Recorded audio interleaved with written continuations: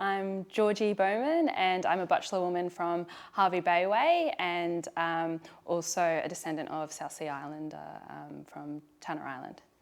Oh yeah, so I'm a part-time student at QUT studying a double degree in business and creative industries. Drifters, Big Noters & Co is a dance business. At the moment we are teaching hip hop to both kids and adults. We like to call them little drifters and big drifters. We also go out to schools and teach hip hop at schools, and I would love to see Drifters and Big Noters & Co expand into other classes, choreography and representation out in communities or even on certain film clips or parades. So I started Drifters, Big Noters & Co at the start of this year, 2021, and last year during COVID I was teaching dancing at certain companies and I worked full-time, so I gave my classes up for my friends who didn't have a full-time job so they could continue with their teaching. And I think along with the Black Lives Matter movement, I became more knowledgeable and had more understanding, but also inspired that I could potentially start my own business. I also didn't get my classes back, so I was like, I can do this on my own, and that's something that I always wanted to do when I was around 30 years old, to start my own business. So then I saw an opening and did it, but the risks that I thought about was, I think, being a competitor in the industry and losing those strong connections that I have with other like dance schools or agencies. I didn't want to see myself as a competitor either, that in this small community that we can all build each other up. And I think with some schools I have achieved that because they can see what my business is about isn't the same kind of structure. I know the exact moment when both my partner Beck and I decided, yeah, we're going to do it. And it was exciting, a bit nerve-wracking as well, but I think I had people around me that supported me with my vision and also inspired me, I guess, to start Drifters, Big Noters & Co.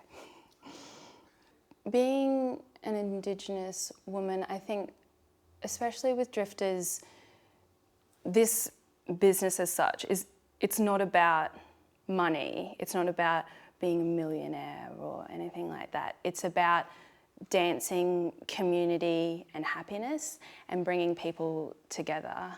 I think that's a really important thing. And another thing is having Indigenous people go out to communities and make those connections as well is really important in industries, but especially in the dance industry, that you have that Indigenous person that's going to choreograph for an Indigenous dance piece or be a movement director on an Indigenous artist's film clip. And also if doing shows out in communities, that there's Indigenous representation as well. Yes, definitely.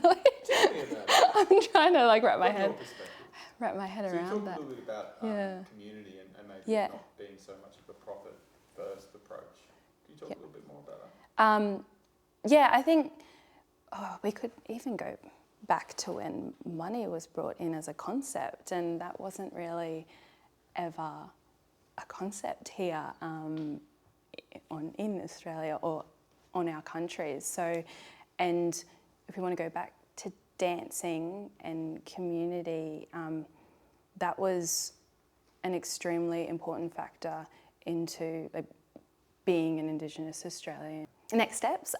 So looking at the rest of the year, I want to continue to teach hip hop, but I would love to add on some more classes such as a Feeling Fabulous class where people can come in and they can dance to, say, like Kylie or Dua Lipa and all these amazing anthems and express themselves in a place where they're accepted as well, and leave feeling fabulous.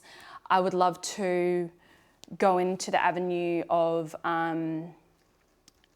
being a choreographer for certain artists, and there's certain big events happening that require floats and whatnot, and one of my goals in life is to choreograph for floats and say like ceremonies and whatnot. And I think I can bring my experience as a dancer in stadiums to these gigs or events, because there's a big difference between dancing in front of a crowd or doing a flash mob or something like that to dancing in a big stadium. Something else that I want for Drifters, Big Noters and Co is the longevity of the company. I would love to employ other Indigenous dancers to come in and teach for me as well in their in their style, and I would love to see it go on to the next generation. Be your message. Yeah, to them. I think one of the first things is to have a support network around you before, because it's not just an individual. It's not just an individual's journey. You've got a lot of other people supporting you. So my partner Beck, she supports me immensely. She helps out with reception, graphic design, websites, and having those people around you will just make it a little bit easier. But you can start gently, and as I've done, I've started quite gently, and then building. It doesn't have to be this big plan straight away, and you can learn along the way. You don't have to know everything at the start, but it's great to have some background knowledge and also do your research. I would say as well, thinking about your job, what you're doing, if you're working full-time, part-time or whatnot, and having that income to support yourself as an artist, you do see a lot of peaks and troughs, and being able to back yourself financially is something to think about. And I think that you can do it. Like, you can do it, and believe in yourself. Ooh, getting emotional. Ugh. Yeah, that you can believe in yourself, yeah. Sure. So from being a cheerleader to entrepreneur, I actually want to just start at the very start, if that's okay, Rory. So as a kid, I'd dance in front of Rage, and I'd try and copy all the moves. Got into doing a little bit of jazz and tap at 8 years old, and when I moved to Brisbane, I then went to Mad Dance House and did classes there where I did a part-time course, and in that part-time course I made a lot of networks and connections, and I felt comfortable in that space, and I think that's extremely important. You need to feel comfortable in a space before you can shine.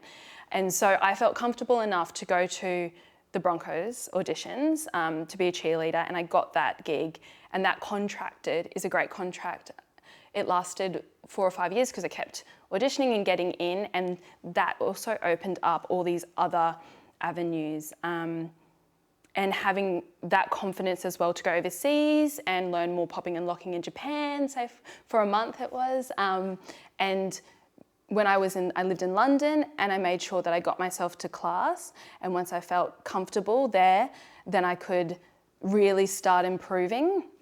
I came back to Brisbane, and a few people knew I was back, so I was taking classes and subbing in, and then got more of a contract work at a company, and then I decided, actually no, it's time for me to do my own thing, and so I could create a company that was with my values and my understanding, and I can really look after people and not just pump through classes. Yeah.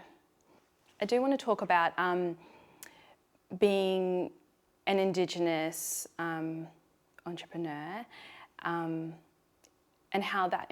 how important that is for a younger person, and how representation is super important in any industry, but especially in the creative space, because as a young kid from like Hervey Bay, I didn't see that. I didn't see any representation. I didn't know anyone who had their own dance business or that was dancing on stage or choreographing that was approachable as well, and that was there in front of me, not behind a screen as well. So I just want to, Well, it's an obvious point, but it bears repeating. You are that person for a whole bunch of young people that were missing when you were that young person. So that's an amazing thing. You should be really proud of that. I'm sure you are. Oh, thank you. I don't know how to react to that one. Continue to own it. Continue to do the work you're doing. Don't stop, and I don't think you will.